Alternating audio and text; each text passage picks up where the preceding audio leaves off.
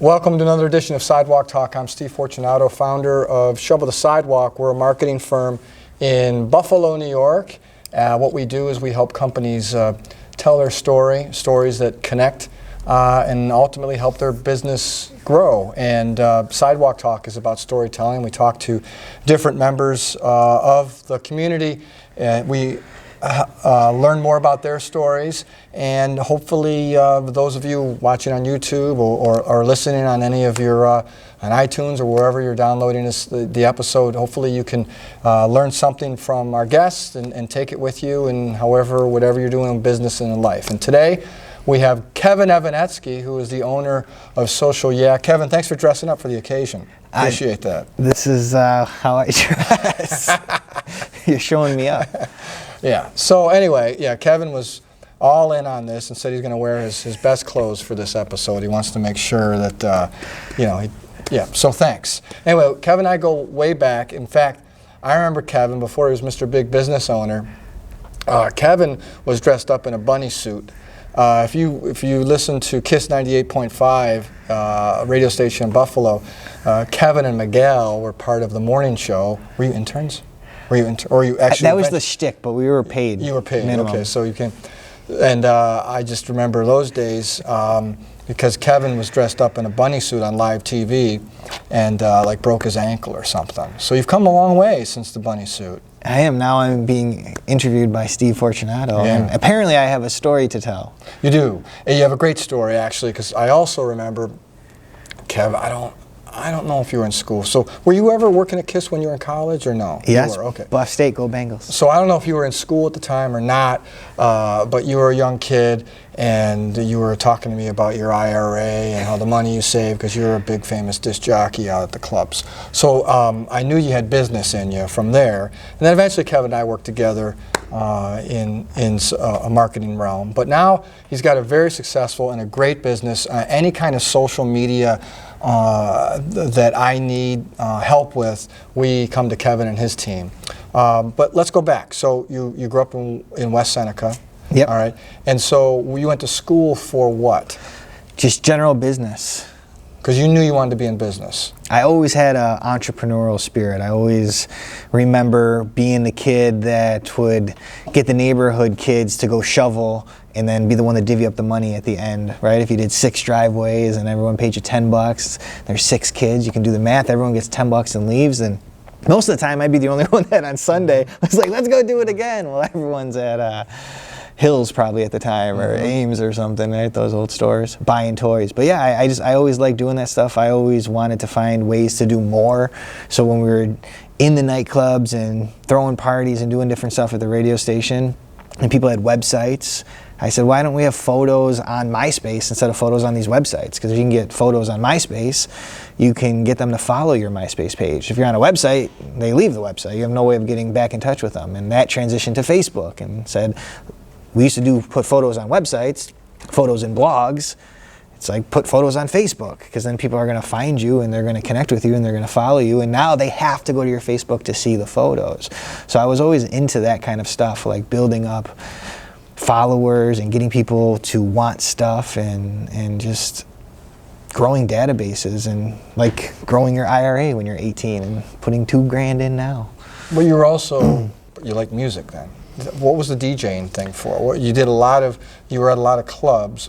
I would assume was that after you were 18? How did that work? Was that after you were 21?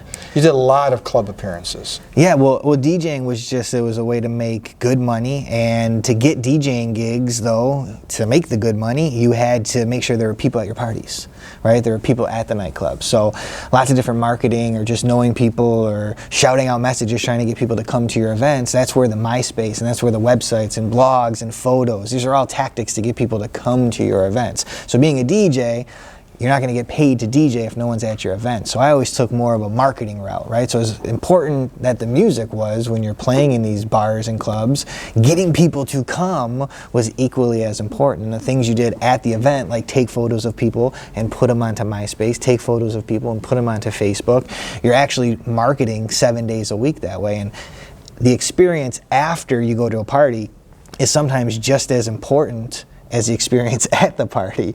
Because a lot of people do things and they go places just so they can take a photo. And that's what we did back in the 2000s, to be honest with you, is people were at a party and you document it, and then when Monday rolls around, they're like, oh, I want to see these photos, I want to see these pictures. And from there, we just built different marketing platforms. It's the original Hollywood effect. So I remember you telling me you were doing social media before social media, or AOL was social media, or what? What was that called again? Yeah, back in the day for different parties and stuff, instant messenger, AOL. You could message people. So we'd use like our different people had screen names, and you had databases of the people that you were connected to. So back then you might be connected to 40 people or 80 people, and they're just your friends that you know from school. So if I had 80 people I was connected to, and my friend had 80 people that he was connected to, and his friend had 80 people he was connected to. Now you're connected to 240 people. So we would cut and paste messages in the instant messenger. Hey, there's a party at this place, you should come. Hey, there's a party at this place, you should come. Hey, so it was pretty much doing what social media is now back in the early 2000s to mass promote something to a lot of people online. Except now you can go on Facebook and you can post the same message, and you don't have to have all these different accounts and all these different screen names. Does that make sense? Yeah, you've been, even from the beginning though, you've always been like, this Facebook thing is going to be big. Why did you know that Facebook was going to, and still is? I mean, there's everyone, about once a month, I send you an article that I read that says Facebook is going to die. Then you get very upset. You've been doing it for a long time. Yeah. It started with Google Plus. Yeah. Yeah. I believe at one point I had to get another job because Google Plus came, and that was going to destroy Facebook. I don't know if I ever knew Facebook was going to be this big. I just knew how humans acted, right? And just even back in like the 90s, there were a few websites that would take pictures of people at bars and nightclubs and events and put them on the website. And they were always the most popular websites in Buffalo, New York when it came to the millennial demographic, because that's what people want. They love photos. They love looking back at things. And as that transitioned to MySpace, I think the different entities that I was with, we said, I don't want to figure out how to build a website and put photos on a website. You can just upload them to MySpace instantly. And then with Facebook, there was all of a sudden just a lot more people, right? And then it started getting a little bit more mainstream, because MySpace, it was still like people who could code a little bit and who could figure out how to, you kind of needed to know like some HTML type stuff, right? So MySpace was a little bit harder. There was like glitter flying everywhere. There were sounds. It probably sounds really foreign if you're not involved with it. But when Facebook came, it was like the simpler MySpace. So more people got on. And then all of a sudden like Google Plus, and you tell me, oh, Facebook is done. What I always used to tell people is MySpace had a very limited ceiling of people that joined, right? So I don't even know, don't quote me on this, but I don't think MySpace ever had more than 100 million users. And then with Facebook, because it was so much easier to use, but it was the same characteristics. Your friends are on there, you can go, you can quickly chat, you can post photos, everybody can see them. But it was simpler to use. 200,000, 400,000, half a billion people are on there. That never happened in MySpace. It never happened at AOL. So when people were always trying to compare Facebook to MySpace and AOL, it has never had the pure volume. Mom never really got on AOL Instant Messenger. Like, nobody was messaging their moms in the 90s, right? Nobody was messaging grandma or Aunt Helen. Nobody was messaging people from their workplace 20 years ago, right? On MySpace, you weren't connecting with old coworkers. You weren't connecting with kids you went to grade school with. So that stuff never happened. You get on Facebook, and it was all your college kids, all your peers, and then once mom got on Facebook, it was over, because mom put all this energy into creating her Facebook profile, right? It's like buying your starter home, your first home, right? It's always your starter home. This is my starter home. Next thing you know, right, a lot of people, they're there for 30 years, 40 years, 50 years.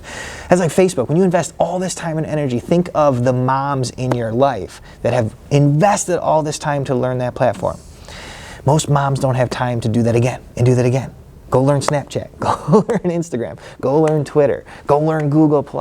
So it never happens.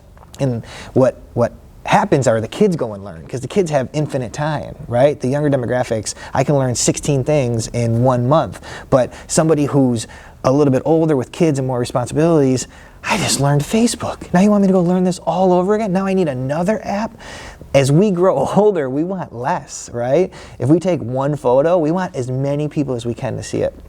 So what are you saying? Because I also hear, oh, there's no kids on Facebook, they're never going to be on it, so Facebook is just for, the fastest growing demographic on Facebook is 50 plus women, or what is Facebook becoming? Or what is it? I mean, Facebook is kind of like the family reunion. Like, everyone's there, right? And who doesn't want to go to a family reunion? The young kids. A lot of people don't. Oh, Well, gotcha. it's usually the younger kids, right? Because they don't have memories with the cousins from 20 years ago, right? But at the end of the day, how many businesses are going after 18-year-old money, right? Yes, there are some businesses that target 19-year-olds. It's very few and far between. That's why there's not a ton of radio stations and TV stations that go after that demographic. There are tons of radio stations and TV stations that go after which demographic? Well, the standard is 25-54, which is just phony. But it would What's be the most where the money expensive? is. What's the most expensive TV stations, radio stations? What's the demographic? It costs the most to reach. A lot of the times, the mom, the disposable income. They have the money, right? Well, no, I mean not always, but I hear what you're saying. It's really based on supply and demand, right? But yeah, a lot of people want to talk to the group that has the money to spend now. Right? That's what you're saying? Yeah. And so that's why Facebook is valuable, because you're talking to the moms who have the disposable income to spend now. You're talking to people, 40 plus. Right. And they're not in a hurry to go find 3 new apps. They're not in a hurry to go learn TikTok. Now, they might slowly, over time, because their kids are using it, and they want to be involved in their kids' life. So they may slowly go over there and have 3 followers or 10 followers, but they don't use it the same. Right now, that could change. It's changing the most with Instagram. So right now, a lot of businesses are struggling to find employees and customer service. They want that help. They want that 20-something, or the kid out of high school, right? So 18 to 24-year-olds. Are you saying we can't talk to those people on Facebook? They're on Facebook. I don't think they're using it as much as a 44-year-old woman is using Facebook. They may check it once a week or once a day. Where are they? Are they on Instagram? Instagram, definitely on Instagram. Yeah.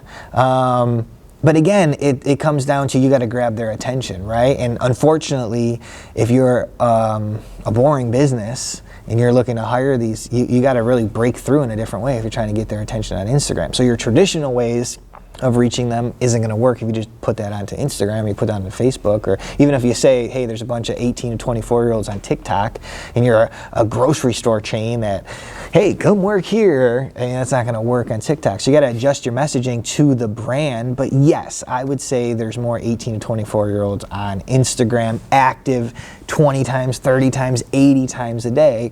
That doesn't necessarily mean they're not on Facebook. They're just not going on as much, or they're sharing less on Facebook, because when you share on Facebook, everybody at your family reunion sees it. Yeah. When you share on Instagram, very few people see it. It's probably just your friends from school and a couple other cooler aunts or uncles or cousins that you deem worthy enough to being able to follow you on Instagram. So you brought up a good point, whether it's for recruiting a talent, or whatever product they're selling. A lot of companies make that mistake. Maybe their messaging on social media is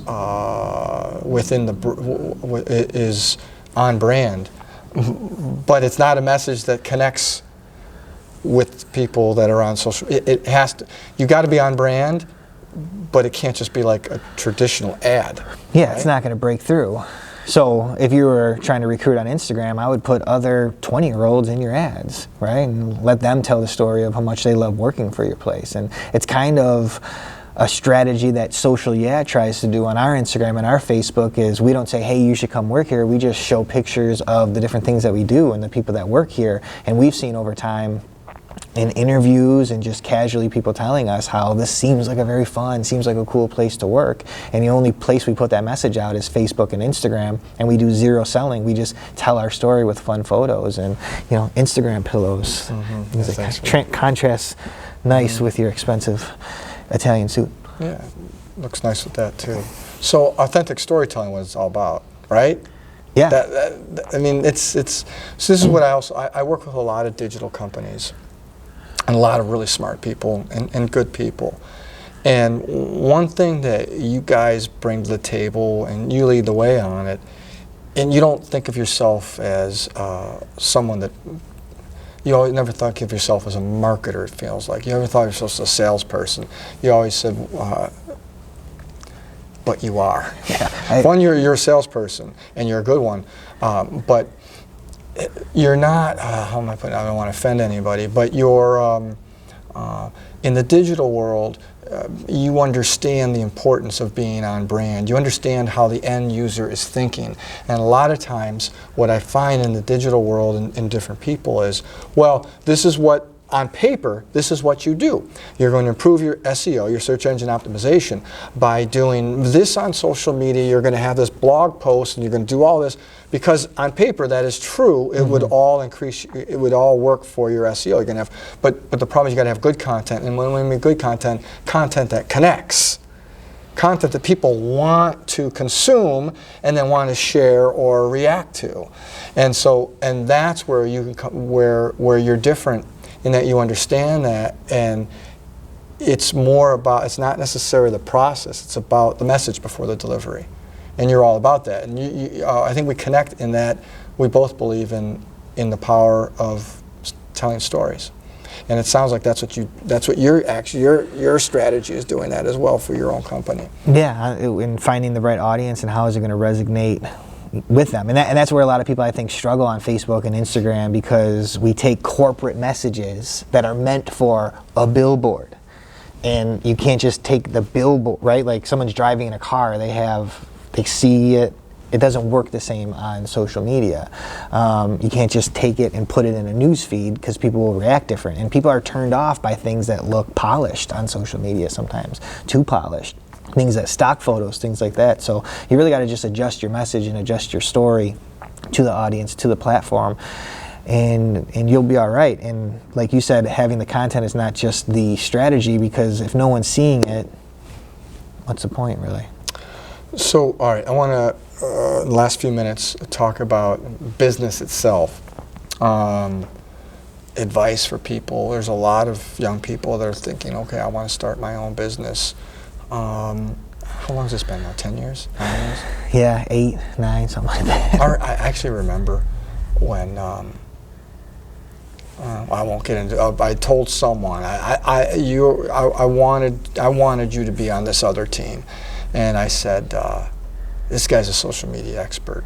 And I remember being told, well, what makes him a social media expert? I'm like, well, what do you think? He goes to school? I mean, you got to have a degree? This is 10 years ago. And I remember saying to you, I was like, I think you should really do that your own business thing. I think now's the time. You should have told me to invest in suits. Okay. You should have sent me to a clothing store. It's on a delivery. You should just keep that to yourself. Bad delivery. All right, so obviously you're glad you did it. The company's doing great. You have great employees. Advice. Yeah, what is it? Collect data from the first day. And that's where I think a lot of businesses struggle. And social media is not that hard at the end of the day. Like, what we do is not rocket science. We just have processes, and we stick to it, and a plan and a strategy, and we just execute day after day, week after week, month after month, and we stick with it. It's a marathon. But if you're starting a business, collect data, every email address, from every customer that you come in contact with, because that is what social media is all about. So the same story we told earlier about radio and DJing, all it was is being able to get people that are inside an event and get them to come check you out again on Monday to see your photos. You're just taking that data from the event and now putting it online on Monday, so you just constantly remarket to them. And I see restaurants, for example, 10 happy customers come in, 10 happy customers leave. When are you going to talk to them again? If you got their email address, you can send them an email the next day. You can thank them. And now, without getting into advanced conversations, but then you can take those emails and upload them to Facebook and serve them an ad, even if they're not following you. And now you can take those and upload them onto Instagram. Do the same thing. And if you deem that you need to be on TikTok for whatever reason as a brand right now, I'm sure TikTok's advertising is going to eventually, if not already, because I haven't looked into it, allow you to upload those 10 emails over there. and serve ads to those 10 happy customers that just walked out. But most businesses don't do that. They let them walk out and they hope that they think to come back to them. And during the next 2 weeks, 3 weeks, 4 months, there's a million other people sending messages to them. And they may have loved your food, but they just forgot about you because somebody else is talking to them more. So no matter what the business is, collect data. Collect data. Yeah, even if you're just a salesperson and you met 50 people going door to door and you have their things, at some point you could send them a Merry Christmas email, Happy New Year. Hey, my name's Joe. I don't know if you remember me, but I saw you a little while ago. Happy New Year. Those types of things, data is the most important. That's why Facebook is Facebook. It has all this data, and then it scares people because they have too much data. Even though you can go turn off all the data points that you don't want them to have, and you can protect yourself from all those things that you might not want them to have, like your birth date or different things like that, except nobody goes and does it. Same reason mom doesn't go and start a Snapchat for the most part. It's so time consuming. We like things that are easy. We like things that are simple. Minimalistic, Apple, right? It's a very easy, simple, beautiful brand, and that's what Facebook was. And now, though, Facebook is hard, so the one thing I will say is a lot of businesses are gravitating towards Instagram or Twitter because it's so easy to type something out and send a tweet, take a photo, a couple hashtags, put it out there. But it's hard to gain traction, and you're doing it because it's easier, yet mom is on Facebook, grandma's on Facebook, grandpa, Uncle Charlie. And that is most businesses we run into a lot of the time, outside of recruitment. Outside of younger skewing things, are going after the moms and dads of the households, and they're on Facebook all the time. What's the one more thing on business? What's the hardest part? Processes. Processes so that you can grow and you can scale. So what I know today and what I can do for somebody today, how can I teach that to somebody to do tomorrow the same exact way with the same exact results? That's the hardest, is being able to scale and do what you can for one person, for 10, and then for 50, and then for 100. And the only way you can do that is through processes and sticking to it and having standards and kind of simplifying things like Chipotle. Yeah, you tell me that all the time. What are you reading now? I can't say his last name. He uses a setup, the Mike M guy, right? He does the pumpkin book and Profit First, and Mike. I don't know. Mashevsky?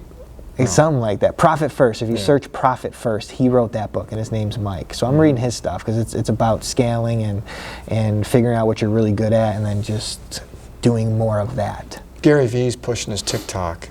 You've mentioned it like 5 times in this conversation. It's just the new hot shiny thing. And unfortunately in social media, the new hot shiny thing is not what 95% of businesses should do. Yet it is what 90%. We gotta be on TikTok. Everybody keeps talking about it. Let everyone else spend 2 to 3 years figuring it out, failing, trying to, right? If you're a huge brand that has billions of dollars, go ahead and experiment. If you're a local restaurant that probably has a 2% marketing budget, if you've even given yourself that, you don't need to be wasting your time on TikTok. But it's the hot new shiny thing, and brands are doing it and celebrities are doing it. It's just what a lot of kids and teens and college kids are using. And we always think that whatever the younger generations are doing, it's going to be the next hot thing. But Snapchat,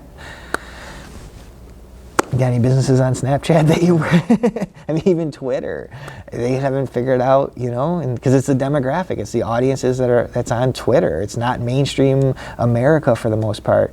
Actually, I mean, it is mainstream America. It's not mom.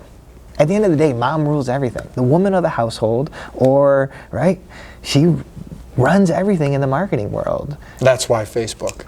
Yeah, and that's why Twitter isn't. Mom's not on Twitter. Mom's on Facebook. Mom's on Facebook. Mom's slowly getting onto Instagram because a lot of people are going to Instagram because they want to share things on Instagram that the whole family reunion doesn't see. I want to share some photos. I don't need my 6th cousin commenting. So I'm going to go over here where it's a little smaller circle on Instagram. And there's some, moms that check out Snapchat and TikTok and to keep an eye on the kids and stuff, but it's the mom of the household, right? It's the reason all the most popular shows are on Sunday nights at 9 p.m., 10 p.m., right? It's when mom's watching. Yeah. It's what I learned a long time ago. All right, let's wrap up. Out of time, but Two things. Well, I know Duke, basketball, and then the Pittsburgh Steelers. Somehow. Why? Rod Woodson. Oh, Rod Woodson. Favorite Love Rod player? Woodson. He was great. Favorite Purdue. player? Yeah, when I was a little kid. And I think whoever your favorite player plays for, that's the team that you like. And Bobby Hurley for Duke, and then I saw them play Canisius at the Memorial Auditorium in like 1992 or. So Leitner was on the team? Leitner, Hurley, Hill. Hurley hurt his ankle, sat out the second half. I was a little disappointed. I remember being in the nosebleeds, seeing him with a leg up. But yeah, and then you just keep liking them, and people buy you a whole bunch of Duke stuff, and now my kids have Duke stuff, and still like the Bills and Sabres though. If I got to pick anybody, Bills and Sabres. Be great for our economy, great for marketing. All right. Kev Evanetski, good job. All right, that's it. Thanks to our sponsor. Without them, that Sidewalk Talk we couldn't do this Sidewalk Talk. Vandalay Industries and George and his team, thanks again for everything. Thanks for watching on YouTube and listening on wherever you download your podcast. It's, where is it, iTunes? What are the other things it's on? Spotify and all those things. You could find that stuff out less time worrying about how good you look. I don't worry about how good I look. Oh, you're just natural? Yes. Can I try this on? No, it wouldn't fit. No. Too big. Okay. All right, anyway, that's a wrap. Thanks, and until next time.